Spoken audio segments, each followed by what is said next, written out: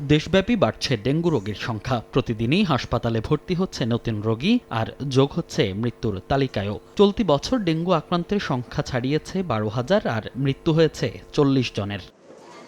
চিকিৎসকরা বলছেন, ডেঙ্গু এখন দেশব্যাপী পাওয়া যাচ্ছে সারা বছরই। তবে শঙ্কার বিষয় রোগটির ধরন নিয়ে। তাদের মতে, নানা সময়ে ডেঙ্গু পাওয়া যাচ্ছে ভিন্ন রূপে, পরিবর্তন আসছে ধরনেও। তীব্র জ্বর ও ব্যথার সঙ্গে ডায়রিয়া, এমনকি জটিল পর্যায়ে বিভিন্ন অঙ্গ বিকল করে দিতে পারে।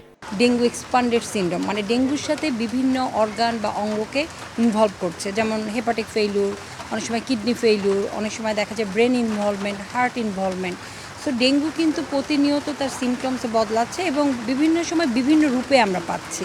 উপসর্গের সঙ্গে চিকিৎসার পদ্ধতিও বদলাতে হয় জানিয়ে চিকিৎসক জানান, সঠিক সময়ে সঠিক চিকিৎসা নিলে 90% ডেঙ্গু রোগী সুস্থ হয়ে যান। ডেঙ্গুর মৃত্যুগুলো কিন্তু প্রতিরোধযোগ্য। যদি সঠিক সময় রোগ শনাক্ত করতে পারি, সঠিক চিকিৎসা দিতে পারি, তাহলে কিন্তু রোগী সম্পূর্ণভাবে ভালো হয়ে যায়।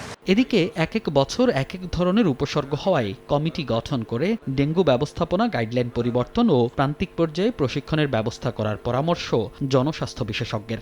এই নির্দেশিকাটা আমাদের একটু দেখে একটু জাস্ট রিভিউ করা দরকার, যে সামান্য কোনো কিছু পরিবর্তন দরকার আছে কিনা। সারা দেশের চিকিৎসক নার্সদের এর উপরে প্রশিক্ষণ দেওয়া দরকার। এই দুইভাবে এগুলে ডেঙ্গু কমাতে পারবো অথবা অন্তত মৃত্যু কমাতে পারবো। যদিও ডেঙ্গু প্রতিরোধে সমন্বিত প্রচেষ্টায় জোর দিতে বলছেন বিশেষজ্ঞরা। বলছেন, কোনো এক পক্ষের একার এ সংকট মোকাবেলা সম্ভব নয়।